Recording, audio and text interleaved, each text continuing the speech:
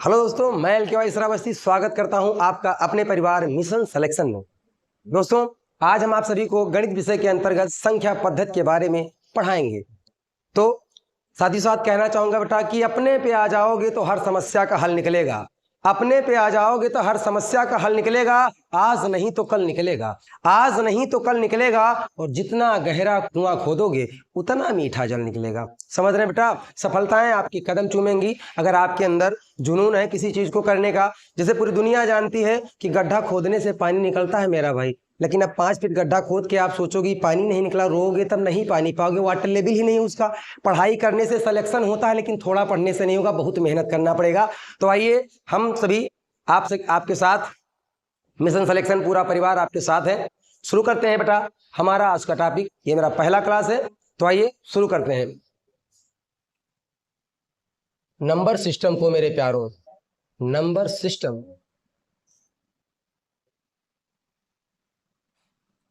Number system के अंतर्गत हम बेटा पढ़ेंगे संख्याओं का वर्गीकरण।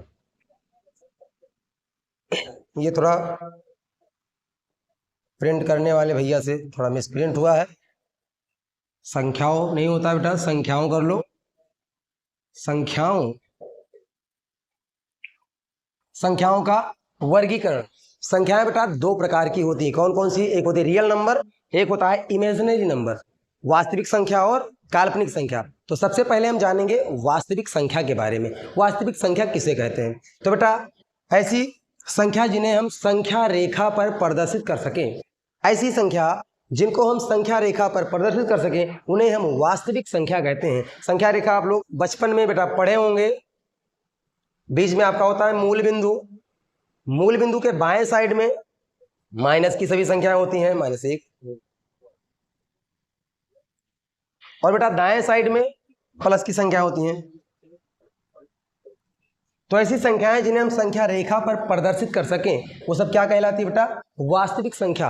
वास्तविक संख्या इतना ही नहीं है, इसका बहुत बड़ा परिवार है। उससे पहले हम थोड़ा, ये छोटा सा परिवार है भाई इमेजिनरी नंबर का, काल्पनिक संख्याओं का। तो इनके बारे में जान लेते हैं। इनके बारे में विशेष कुछ जानना नहीं बेटा। ऐसी संख्या जो निगेटिव हो, ऋणात्मक हो और करड़ी के अंदर हो, अंग्रेजी में रूट बोलते हैं बेटा। जैसे -1, ये क्या है? काल्पनिक संख्या है। -2, ये सब क्या है? काल्पनिक। कोई भी आपका संख्या हो, ऋणात्मक हो और करणी के अंदर हो, तो क्या कहलाएगी? काल्पनिक संख्या। इसे आयोटा भी बोलते हैं बेटा। आई से लिखते हैं। किससे लिखते हैं?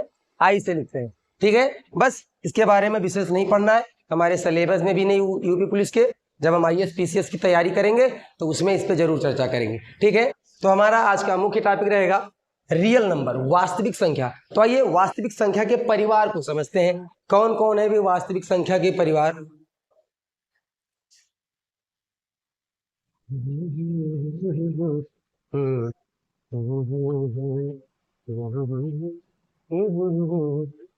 वास्तविक संख्या, वास्तविक संख्या बेटा दो प्रकार की होती है। कौन कौन से? एक होता है, बस का कलर चेंज करें भाई।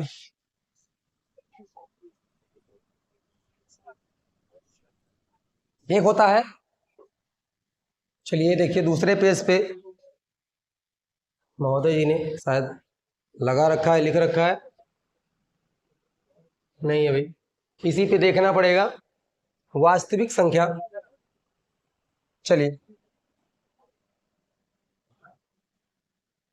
इमेजिनरी नंबर ये आ रही है, ये मिल गया भाई वास्तविक संख्या। भाई प्रिंट करने वाले महोदय ने बड़ा सहयोग किया है। वास्तविक संख्या है बेटा, वास्तविक संख्या है। वास्तविक संख्या दो प्रकार की होती है। एक होता है अपना इंटीजर और एक होता है डेसिमल, जिसको हम कहते हैं पूर्णांक और दशमलव संख्या, यानी पूर्ण संख्या और अपूर्ण संख्या। तो सबसे पहले हम जानेंगे पूर्ण संख्या के बारे में बेटा। पूर्णांक कहते हैं, पूर्णांक क्या होता है सर? पूर्ण अंक को पूर्णांक कहते हैं। जितनी भी गिनती होती है 1 2 3 4 5 वगैरह वगैरह अनंत तक की जितनी भी संख्या है, सब क्या है बेटा? पूर्णांक है। ठीक है जी। पूर्णांक के अंतर्गत दो प्रकार की संख्याएं आती हैं, एक आता है ऋणात्मक संख्या और एक आती है धनात्मक संख्या। ठीक है, तो पूर्णांक से पहले हम थोड़ा दशमलव संख्या के बारे में भी आपको समझा देता हूं। दशमलव संख्या किसे कहते हैं? जैसे 1 2 3, ये सब क्या है बेटा? दशमलव संख्याएं हैं। ठीक है, ये सब क्या है? दशमलव संख्याएं। दशमलव के बाद में संख्याएं चलती रहती हैं। दशमलव संख्याएं दो प्रकार की होती, एक होता है बेटा टर्मिनेटिंग, एक होता है नॉन टर्मिनेटिंग। सर टर्मिनेटिंग क्या है? टर्मिनेटिंग क्या है? ऐसी संख्या जो दशमलव के एक निश्चित अंक के बाद शांत हो जाए, मतलब पूरी तरीके से कट जाए, जैसे 0.2, ये क्या है? ये टर्मिनेटिंग है। इसको हम विधिवत आपको आगे पढ़ाएंगे। ठीक है, बस दशमलव संख्या के बारे में आप इतना जानिए कि दशमलव संख्या, चलिए दशमलव संख्या जिसमें दशमलव लगाओ भाई, ये पॉइंट लगाओ, इसे दशमलव बोलते हैं। ठीक है जी, ओके। चलते हैं अगले पेज पे।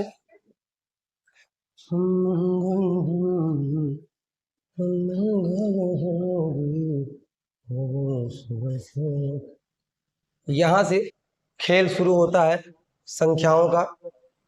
सबसे पहले बेटा हम अब आपको इंटीजर के बारे में बताएंगे।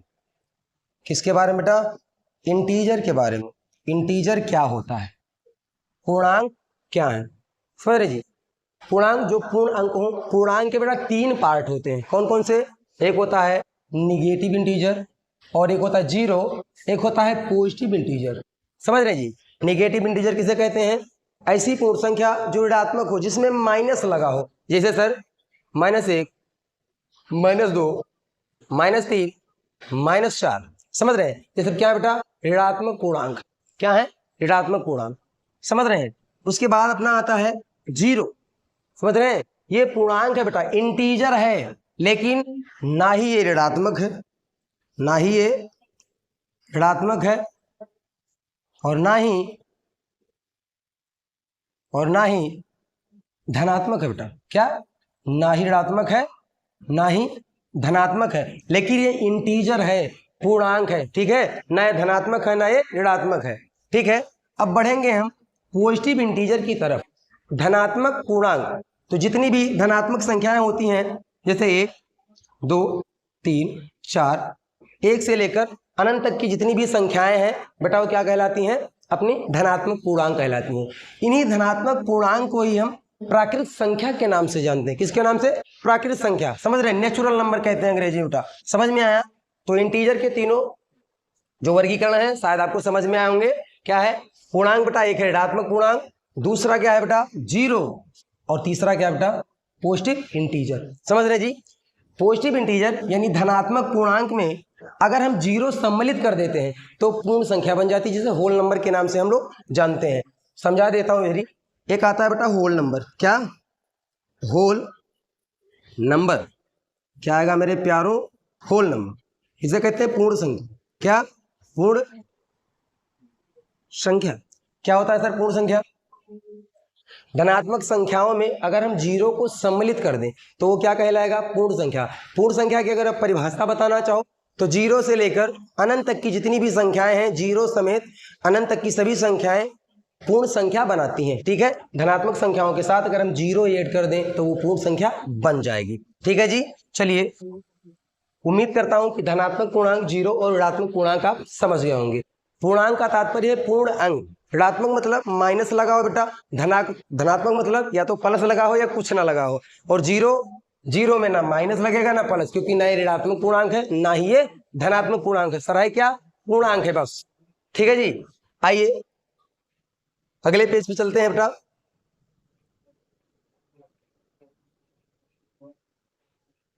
चलो मेरे प्यार, चलिए अब हम धनात्मक पूर्णांक के बारे में समझते हो।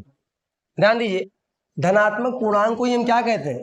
धनात्मक पूर्णांक को बेटा हम नेचुरल नंबर के नाम से जो है जानते हैं। क्या बेटा?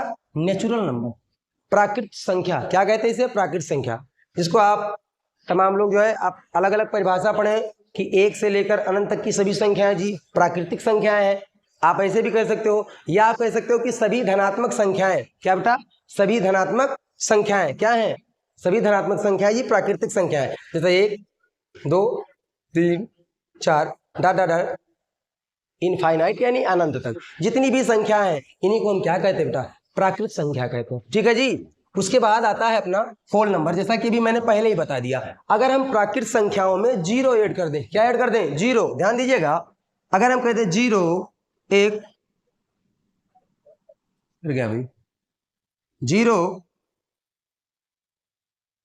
0 1 2 3 डॉट डॉट डॉट इनफाइनाइट यानी अनंत तक मेरे प्यारों, तो ये क्या कहलाएगा, पूर्ण संख्या कहलाएगी। अगर जीरो हटा लो तो प्राकृतिक है, जीरो जोड़ दो जी पूर्ण संख्या है। और इधर जीरो हटा लो तो जितनी संख्या है सब क्या है, धनात्मक पूर्णांक है। समझ रहे हैं, बस यही समझना है आपको। ठीक है, इनको आप कुछ भी कह सकते हैं। जीरो अगर जोड़ दोगे तो ये पूर्ण संख्या बन जाएगी, जीरो हटा लोगे तो चाहे इसे आप धनात्मक पूर्णांक हो या प्राकृतिक संख्या का हो, दोनों एक ही बात है। ठीक है जी, आगे बढ़ते हैं, अगले पेज पे चलते हैं, फिर इसमें हम क्वेश्चन देखेंगे मेरे प्यारे। होल नंबर शायद आपको समझ में आया। अगर हम प्राकृतिक संख्या में शून्य मिला देते हैं, शून्य के साथ अगर उसकी गणना करते हैं तो क्या कहलाता है बेटा, पूर्ण संख्या होल नंबर कहलाता है। अब हम बढ़ेंगे प्राकृतिक संख्या के बारे में पढ़ेंगे। प्राकृतिक संख्या के अंतर्गत बेटा क्या आता है, धनात्मक संख्या के अंतर्गत क्या आता है बेटा, आता है प्राकृतिक संख्या के अंतर्गत एक आता है इवन नंबर। क्या आता है, कलर चेंज करो मेरा भाई,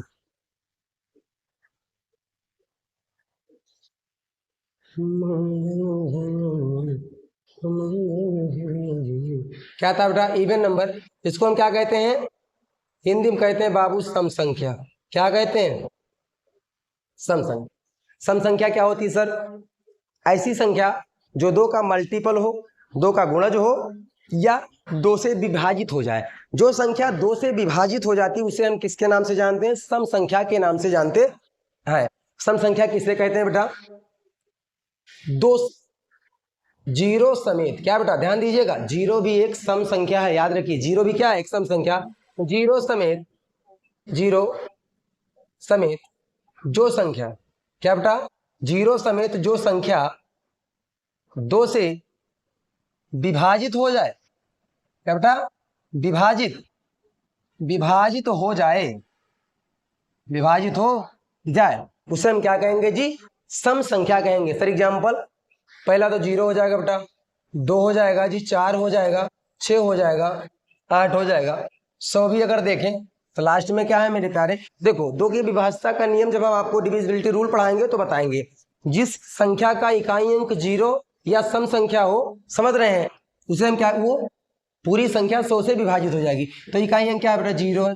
ठीक है, अगर यहां देखें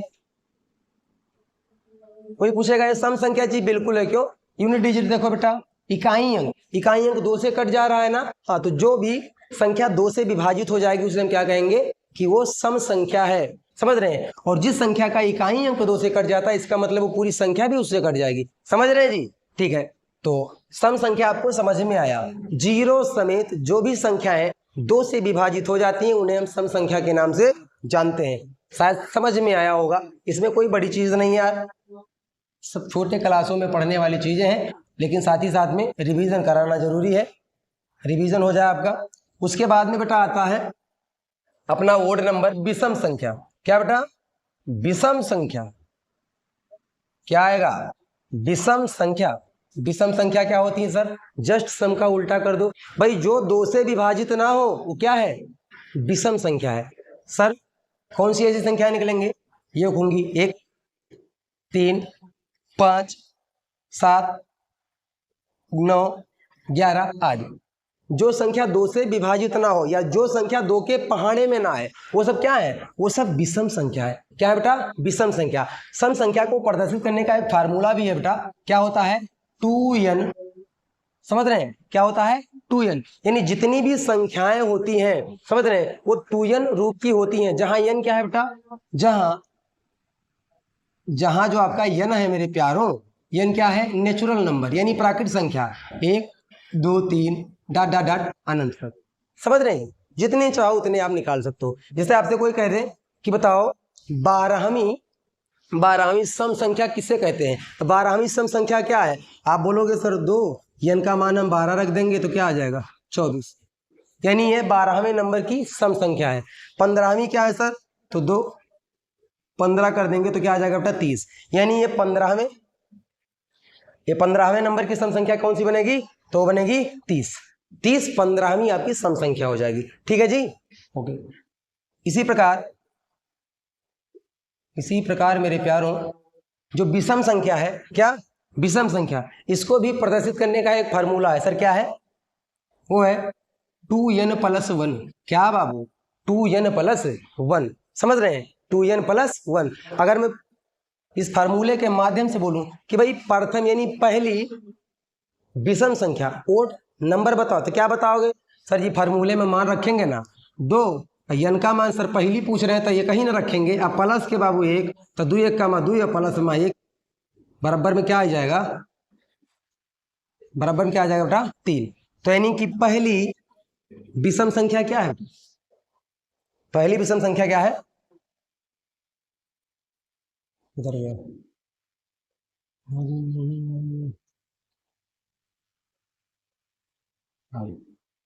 चलिए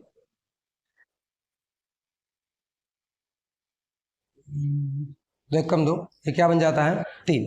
क्या बाबू 3, समझ रहे हैं जी, ये क्या है, पहली विषम संख्या है। ठीक है जी, ओके। उसके बाद हम देखेंगे प्राइम नंबर, अभाज्य संख्या। क्या बाबू, अभाज्य संख्या देखेंगे, क्या देंगे, अभाज्य संख्या, अभाज्य संख्या, अभाज्य संख्या देखेंगे, अभाज्य संख्या। ठीक है, अभाज्य संख्या सर जी किसे कहते हैं, ऐसी संख्या जो सिर्फ एक और अपने आप से ही विभाजित हो, उसे हम क्या कहेंगे, अभाज्य संख्या। क्या कहेंगे, अभाज्य संख्या। जैसे सर 3 हो गया सर, 7 हो गया सर, 11 हो गया, 13 हो गया, ये सब क्या है, ये सब अभाज्य संख्याएं हैं। क्या बेटा, अभाज्य संख्याएं। सर 2 हो गया, 2 भी क्या है, अभाज्य संख्या। क्यों, क्योंकि ये 1 3 3, 3 1 3, बस, और कोई नहीं जो 3 को विभाजित कर सके। 1 7 7, 7 1 7, बस। उसके बाद में 1 3 13, 13 1 13, 2 1 2, 1 दुक्के 2, समझ रहे जी, बस ये इसके गुणनखंड है। आप दूसरी भाषा में कह सकते हैं बेटा, दूसरे शब्दों में, कि जिसके सिर्फ 2 गुणनखंड हो उन्हें हम क्या कहेंगे, उन्हें हम कहेंगे प्राइम नंबर, अभाज्य संख्या। ठीक है जी, तो शायद आप अभाज्य संख्या भी समझ गए होंगे। ठीक है बेटा, चलिए आगे देखेंगे। उसके बाद में आता है कंपोजिट नंबर, जो होता है भाज्य संख्या। क्या होता है बेटा, भाज्य संख्या। क्या होता है, भाज्य संख्या। सर भाज्य संख्या क्या है, एक को छोड़कर ऐसी संख्या जिसे एक को छोड़कर 2 अन्य संख्याएं विभाजित कर दें, या जिसके 2 से अधिक गुणनखंड हो। ऐसी संख्या जिसके 2 से अधिक गुणनखंड हो उन्हें हम भाज्य संख्या कहेंगे। कहने का तात्पर्य है उस संख्या को कम से कम 2 लोग से अधिक लोग, मतलब 2 लोग से अधिक लोग का तात्पर्य है 2 संख्याओं से अधिक संख्याएं विभाजित करनी चाहिए। जैसे सर देंगे 4, तो 1 चौके 4, 1 काट देगा सर, 2 दूनी 4, 2 काट देगा सर, और 4 भी 4 से स्वयं कट जाएगी। तो इसके देखो 2 लोग से ज्यादा नहीं होगा क्या, 3 गुणनखंड इसके बने। ठीक है सर, 9 ले लीजिए, 9 को 1 9 9 सर, 3 3 9, 9 1 में 9, समझ रहे हैं। चलिए उसके बाद में 15 ले लीजिए, छोटी छोटी संख्या है तो क्या होगा, 1 15 15, 15 1 बेटा 15, 3 5 15, 5 3 15, लो 4 लोग इसको विभाजित कर रहे हैं। तो ये सब संख्याएं क्या है, भाज्य संख्याएं हैं। मतलब ऐसी संख्याएं जिनके 2 से अधिक गुणनखंड हो उन्हें हम क्या कहेंगे, भाज्य संख्या कहेंगे। ठीक है, इसी में एक संख्या आता है 1। एक ना तो बेटा भाज्य है ना अभाज्य है। क्यों, अभाज्य के लिए कम से कम 2 गुणनखंड होने चाहिए और भाज्य के लिए 2 से अधिक होने चाहिए। इसका तो सिर्फ एक ही गुणनखंड है, समझ रहे हैं, इसीलिए इसको ना भाज्य कहते हैं ना अभाज्य कहते हैं, ध्यान रखिएगा। चलिए उसके बाद अगला नंबर हमारा रहता है किसका बेटा, अगला नंबर है जी कौन चीज का, को प्राइम नंबर। किसका बेटा, को प्राइम नंबर। को प्राइम नंबर क्या है? सह अभाज्य संख्याएं। सह मतलब साथ में, आ मतलब ना, भाज्य माने विभाजित हो। ऐसी संख्याएं जो साथ में ना कटे, ऐसी संख्याओं का जोड़ा जो साथ में ना कटे, मतलब किसी एक संख्या से दोनों विभाजित ना हो, उन्हें हम क्या कहेंगे? सह अभाज्य संख्या। एग्जाम्पल से आप समझ पाएंगे, लिख देता हूं परिभाषा भी। वह संख्या का युग्म जो किसी एक ही संख्या से, क्या बेटा? किसी, हो गया, जो किसी एक ही संख्या से, एक ही संख्या से विभाजित ना हो। क्या बेटा? विभाजित ना हो, एक ही संख्या से विभाजित ना हो, उन्हें हम क्या कहेंगे? को प्राइम नंबर कहेंगे, या इन्हें कहते हैं सह अभाज्य संख्या। क्या बेटा? सह अभाज्य संख्या। सह अभाज्य संख्या क्या कहेंगे? को प्राइम नंबर मतलब सह अभाज्य संख्या, वह संख्या का युग्म जो एक ही संख्या से ना कटे। जैसे सर मैं लिखूंगा 7 13, बेटा 7 एकम 7 हो जाएगा, लेकिन 7 से 13 नहीं कटने वाला। 13 एकम 13 हो जाएगा, लेकिन 13 से 7 नहीं कटने वाला। एक को छोड़ की बात हुई, एक का कोई मतलब नहीं होता, चाहे गुणा करो या भाग करो मेरा भाई, एक से कोई फर्क संख्या पे नहीं पड़ता, एक को छोड़कर। समझ रहे हैं? दूसरा युग्म देखें मेरे प्यारों, 9 4 ले, 2 दूनी 4, लेकिन 2 से 9 नहीं कट रहा है। 3 तिया 9, लेकिन 3 से 4 नहीं कट रहा है। 9 एकम 9, लेकिन 4 नहीं कट रहा है। ऐसी संख्या जो किसी एक संख्या से, ऐसी संख्या का युग्म जो किसी एक संख्या से विभाजित ना हो, उन्हें हम कहेंगे सह अभाज्य। सह मतलब साथ में, आ माने ना, विभाज्य माने विभाजित हो, जो साथ में विभाजित ना हो। समझ रहे हैं? उन्हें क्या कहेंगे बेटा? सह अभाज्य संख्या कहेंगे। 12 15 ले लो मेरे प्यारे, क्या ले लो? 12 15। क्या यह सह अभाज्य संख्या है? चेक कर लेते हैं सर। 3 चौके 12, 3 पचे 15, 3 12 को भी काट दिया और 15 को भी काट दिया, इसलिए हम कह सकते हैं कि यह सह अभाज्य संख्या नहीं है। समझ में आया? तो आप शायद सह अभाज्य संख्या भी जान गए होंगे। चलिए आगे, एक लास्ट में बच रहा है बेटा, लास्ट में बच रहा है, लास्ट में क्या बच रहा है? एक लास्ट में बच रहा है, इसको भी देख लेते हैं। क्या है बेटा? ट्विन। इनको कहते हैं जुड़वा सह अभाज्य संख्याएं। जुड़वा सह अभाज्य संख्याएं क्या होता है? जुड़वा अभाज्य संख्या ऐसी संख्याएं जिनमें 2 का अंतर हो, ऐसी संख्याओं का युग्म जिनमें 2 का अंतर हो। समझ रहे हैं? उन्हें हम क्या कहेंगे? जुड़वा अभाज्य संख्याएं। देखो ध्यान से, जुड़वा अभाज्य संख्या क्या होती है सर? 2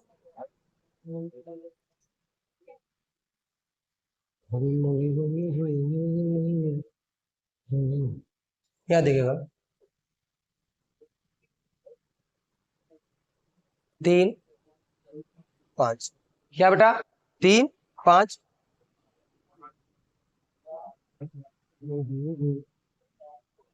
3 5,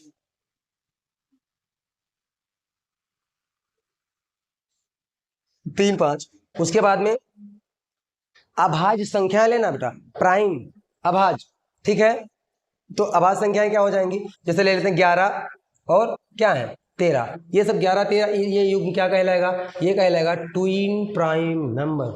जुड़वा अभाज्य संख्याएं, ऐसी अभाज्य संख्याएं, ऐसी अभाज्य संख्याओं का युग्म, ऐसी अभाज्य संख्याओं का जोड़ा जिनमें 2 का अंतर हो। समझ रहे हैं? अगला लेते हैं बेटा, क्या?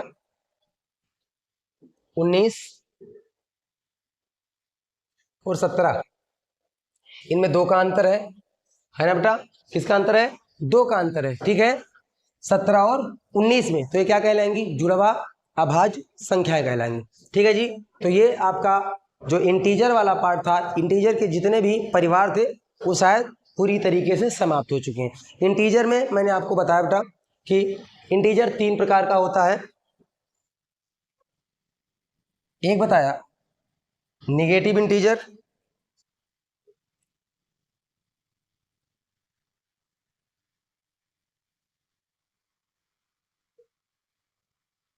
देखिए बेटा, एक रहा आपका निगेटिव इंटीजर,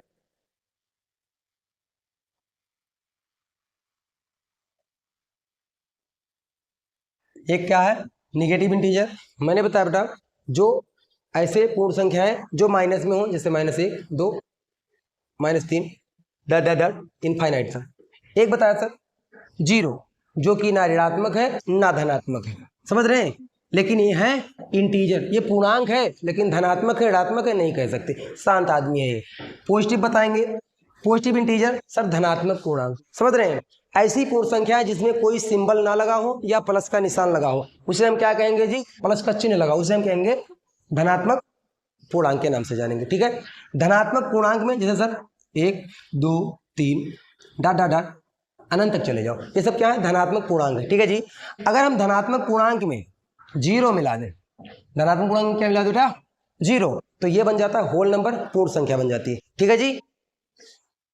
ओके, तो ये आपका रहा भाई इंटीजर के पूरे खानदान, धनात्मक पूर्णांक, ऋणात्मक पूर्णांक और जीरो, समझ रहे हैं। जीरो ना ही धनात्मक है ना ही ऋणात्मक है लेकिन पूर्ण है। उसके बाद ये तो भाई इसकी डिजिटल बोर्ड वाली अलग किनारी रहती है, चलिए। उसके बाद बेटा पॉजिटिव इंटीजर को मैंने बताया कि पॉजिटिव इंटीजर ही यानी धनात्मक पूर्णांक ही क्या है, नेचुरल नंबर है, प्राकृतिक संख्या है। चाहे आप इसको धनात्मक पूर्णांक कहो चाहे क्या कहो, नेचुरल नंबर कहो। इसी पे क्वेश्चन बनाता है लोग कि क्या सभी पूर्णांक प्राकृतिक संख्या होते हैं, क्या ध्यान दीजिए बेटा, क्या सभी पूर्णांक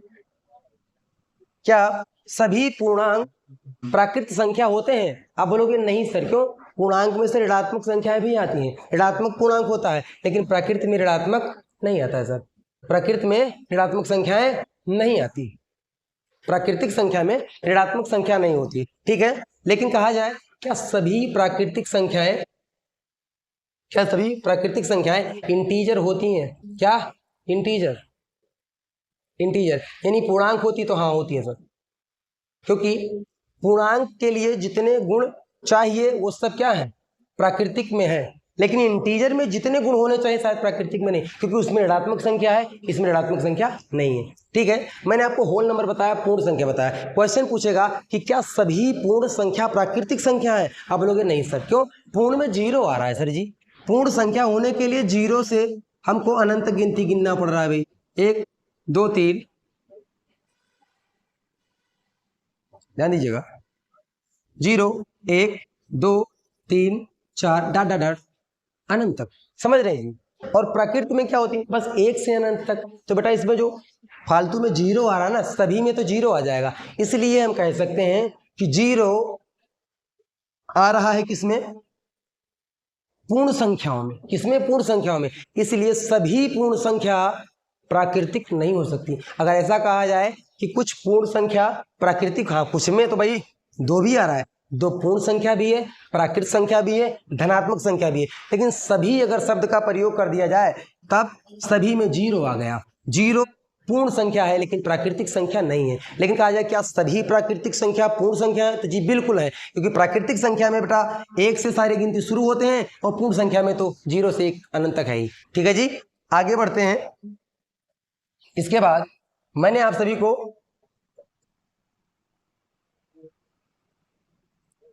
देखो बेटा, मैंने प्राकृतिक संख्या के बारे में आपको बताया। इवन नंबर यानी सम संख्या, सम संख्या किसे कहते हैं, तो जीरो समेत बेटा, क्या, जीरो समेत जो भी संख्या 2 के मल्टीपल में हो, 2 का गुणज हो या 2 से विभाजित हो जाए, उसे हम क्या कहते हैं, सम संख्या के नाम से जानते हैं। जैसे सर सबसे पहले तो जीरो मत भूलिएगा मेरे प्यारे, जीरो क्या है, एक सम संख्या है। जीरो हो गया सर 2, 4, 6, 12, 20, 22, ये सब क्या है, ये सब है बेटा सम संख्या। क्यों, क्योंकि ये सब 2 से विभाजित हो जा रही हैं, समझ रहे हैं जी। ये सब दो के मल्टीपल में आते हैं, दो के गुण, ये सब क्या है, दो के मल्टीपल में आते हैं।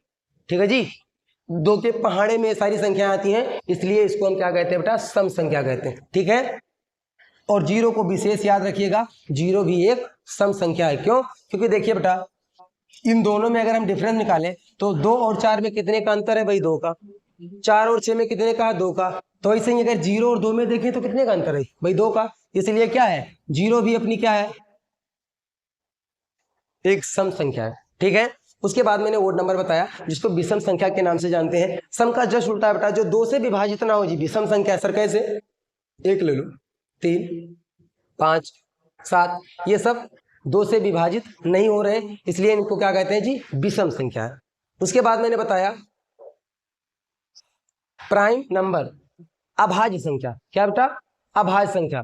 ठीक है, अभाज्य संख्या क्या होती है, ऐसी संख्याएं जिनके सिर्फ 2 गुणनखंड हो, या तो अपने आप से वो विभाजित हो या फिर 1 से हो, तो उन्हें हम क्या कहेंगे जी, प्राइम नंबर कहेंगे। सर जी जैसे 3 ले लो सर, 5 ले लो, 7 ले लो, 1 ले लो। नारे बाबा, 1 नहीं, क्यों? क्योंकि प्राइम होने के लिए कम से कम 2 गुणनखंड चाहिए, लेकिन 1 के पास तो 1 ही है, स्वयं है ना, उसके बाद कोई दूसरी संख्या है नहीं, इसलिए इसको ना ही हम प्राइम कहते हैं, ना ही कंपोजिट कहते हैं, ना एक को हम भाज्य कहते हैं, ना अभाज्य कहते हैं। इस बात का विशेष ध्यान रखिए। ठीक है, उसके बाद में कंपोजिट नंबर बताया, भाज्य संख्याएं भाई ऐसी संख्याएं जिन्हें 2 से अधिक संख्याएं विभाजित करें या जिनके 2 से अधिक गुणनखंड हो। जैसे सर 4 ले लो, 8, 9, 2 दूनी 4, 4 एकम 4, 1 चौके 4। यहाँ देखेंगे 4 दूनी 8, 2 चौके 8, 8 एकम 8, 1 अट्ठे 8। तमाम लोग इसको क्या विभाजित कर पा रहे हैं, लेकिन इसमें 1 तिक्के 3, 3 एकम 3, 1 पंचे 5, 5 एकम, बाकी कोई दूसरा नहीं। इनके लगभग सिर्फ 2 ही गुणनखंड है। ठीक है, एक को ना हम भाज्य संख्या कहेंगे ना अभाज्य संख्या कहेंगे। ठीक है, उसके बाद में आया को प्राइम, समझ रहे हैं, सह अभाज्य संख्या। मैंने बताया सह मतलब साथ में, आ मतलब ना, भाज्य माने विभाजित हो। ऐसी संख्या जो साथ में विभाजित ना हो, अर्थात ऐसी संख्याओं का युग्म जो किसी एक संख्या से विभाजित ना हो। सर मैंने क्या बताया, मैंने बताया 7, 5, 7 से 7 कट जाएगा, 5 से 5 कट जाएगा, लेकिन कोई ऐसी संख्या नहीं है जो 7 को भी विभाजित कर दे और 5 को भी, 1 को छोड़कर। 1 का कोई मतलब नहीं होता गुणा भाग में। ठीक है, उसके बाद में बताया ट्विन प्राइम, समझ रहे हैं, जुड़वा अभाज्य संख्याएं, समझ रहे हैं। तो ऐसे संख्याओं का युग्म, ऐसे संख्याओं का युग्म जो ऐसी अभाज्य संख्याओं का युग्म, क्या बेटा, ऐसी अभाज्य संख्याओं का युग्म जिनमें 2 का डिफरेंस हो, मैंने 2 का अंतर हो, उन्हें कहेंगे जुड़वा अभाज्य संख्या है। सर जी कैसे, देखिएगा, अभाज्य संख्या लेंगे हम, अरे ये तो ही नहीं जा रहे हैं, चलिए 3 और आ गया भाई 3, 6, 3, 5, 3 और बेटा 5, 3, 5, ये क्या है, जुड़ा हुआ अभाज्य संख्या है। क्यों? ये दोनों अभाज्य है, इनमें गैपिंग कितने का है, 2। एक ले लेते हैं सर, 13 और 11, 2 का डिफरेंस है, लेकिन दोनों क्या है, अभाज्य है। ठीक है, तो बस ये पूर्णांक वाला जितना भी भाई खानदान के लोग थे वो खत्म हुए। कल हम आपको अगली वीडियो में दशमलव के परिवार के बारे में बताएंगे। ठीक है, तो आज का क्लास हम बेटा यहीं पे समाप्त करेंगे। आशा करते हैं कि आपको सारी चीजें विधिवत तरीके से समझ में आई होंगी। क्वेश्चन की बात करें तो हम कुछ क्वेश्चन कर लेते हैं आप सभी से, आप लोग आंसर देने का प्रयास करिएगा। कि सबसे छोटी, क्या बेटा, ध्यान दीजिए, सबसे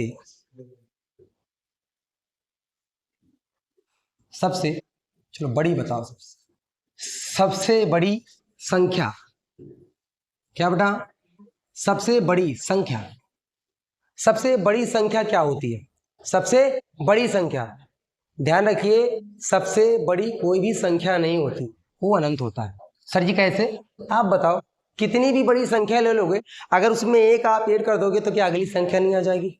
इसलिए सबसे बड़ी संख्या नहीं होती। ठीक है जी, सबसे छोटी संख्या, सबसे छोटी पूर्ण संख्या बेटा, क्या, सबसे छोटी पूर्ण संख्या, पूर्ण संख्या, सबसे छोटी पूर्ण संख्या क्या बेटा? सबसे छोटी पूर्ण संख्या जीरो। क्या है? जीरो, शून्य है बेटा। क्या है? शून्य। ठीक है। सबसे छोटी प्राकृतिक संख्या तो ये एक है बेटा। क्या बेटा? सबसे छोटी प्राकृतिक संख्या क्या है? एक। क्वेश्चन पूछ रहा है कि सभी क्या सभी पूर्ण संख्या प्राकृत संख्या होती? आंसर क्या रहेगा बेटा आपका? यस और नो, हाँ या ना? तो सभी पूर्ण संख्या प्राकृतिक संख्या नहीं होती। क्या है? पूर्ण में जी जीरो आता है और प्रकृति में नहीं आता है, अभी जस्ट पहले मैंने बताया था। ठीक है, तो इस प्रकार के क्वेश्चन आएंगे बेटा। बेसिक बातें हैं, इन्हें याद रखना चाहिए। चलिए, सबसे छोटी अभाज्य संख्या कौन है बेटा? तो सबसे छोटी जो अभाज्य संख्या है, सबसे छोटी अभाज्य संख्या क्या है? ध्यान रखने योग्य बातें हैं कुछ बेटा। सबसे छोटी अभाज्य संख्या, अभाज्य संख्या दो है। क्या बेटा? दो है, क्योंकि एक दूनी दो, दो एक कम दो, इसके सिर्फ दो ही फैक्टर बन रहे हैं, दो ही गुणनखंड है, इसलिए ये क्या है? सबसे छोटी अभाज्य संख्या है। कहते हैं सबसे छोटी, क्या बेटा? सबसे छोटी, सबसे छोटी, चलिए, सबसे छोटी सम अभाज्य संख्या, अभाज्य संख्या, तब भी आपको क्या बताना है? दो, क्योंकि बेटा सम है लेकिन अभाज्य भी है। ठीक है जी, ओके।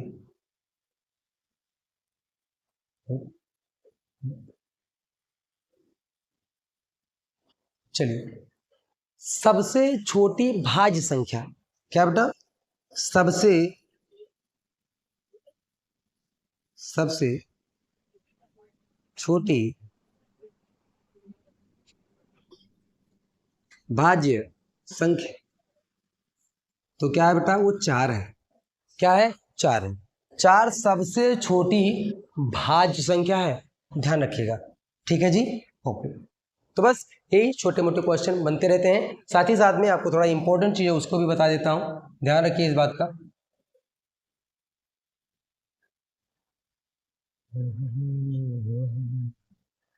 ओके, देखो बेटा, अगर आप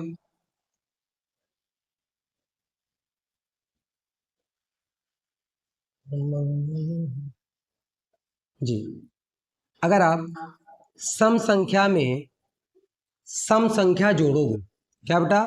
सम संख्या में सम संख्या जोड़ोगे तो उसका आंसर हमेशा सम संख्या ही आएगा। अगर आप विषम संख्या में विषम में विषम जोड़ोगे तब भी उसका आंसर आपका सम आएगा। लेकिन अगर आप सम में विषम जोड़ोगे, सम में क्या जोड़ोगे बेटा? विषम, तो आपका आंसर क्या आएगा? तब विषम आएगा सर। जाएगा मतलब एक जैसी संख्या आप जोड़ोगे तो सम आएगा, विपरीत संख्या जोड़ दोगे तो क्या आ जाएगा? विषम आ जाएगा। साथ ही साथ ध्यान दीजिए, अगर किसी ऋणात्मक संख्या के घात में, क्या बेटा? किसी ऋणात्मक संख्या के घात में सम संख्या है, क्या है? सम संख्या, तो उसका आंसर हमेशा धनात्मक होगा। क्या होगा बेटा? धनात्मक, धनात्मक होगा। जैसे तीन, तीन का स्क्वायर करेंगे तो तीन त्रिका क्या हो जाएगा बेटा? 9 हो जाएगा। क्यों? इसको स्क्वायर का तात्पर्य है वो दो बार लिखा हुआ है। कैसे सर जी? ध्यान दीजिएगा, 3 गुणे 3 तो ये हो जाएगा 3 त्रिका 9। अगर किसी ऋणात्मक संख्या के साथ निगेटिव नंबर के घात में विषम संख्या हो, क्या बेटा, विषम संख्या हो, तो उसका जो आंसर आएगा वो हमेशा निगेटिव आएगा, हमेशा माइनस में आएगा। कैसे सर जी, अगर मैं इसके पावर में 3 कर दूं तो क्या आएगा, 3 3 9 3 27, लेकिन माइनस का, कैसे, -3 गुणे -3 गुणे -3, तो ये माइनस माइनस बेटा प्लस हो जाएगा, और फिर से प्लस माइनस मिलके माइनस हो जाएगा, ये आपका क्या आएगा, 27। ठीक है, तो ये इंपॉर्टेंट चीज है, इन पर विशेष ध्यान दीजिएगा। और कल की क्लास में हम आपको दशमलव के परिवार के बारे में पढ़ाएंगे, बताएंगे। तो बस आज के लिए इतना ही। मेरे साथ बने रहने के लिए धन्यवाद।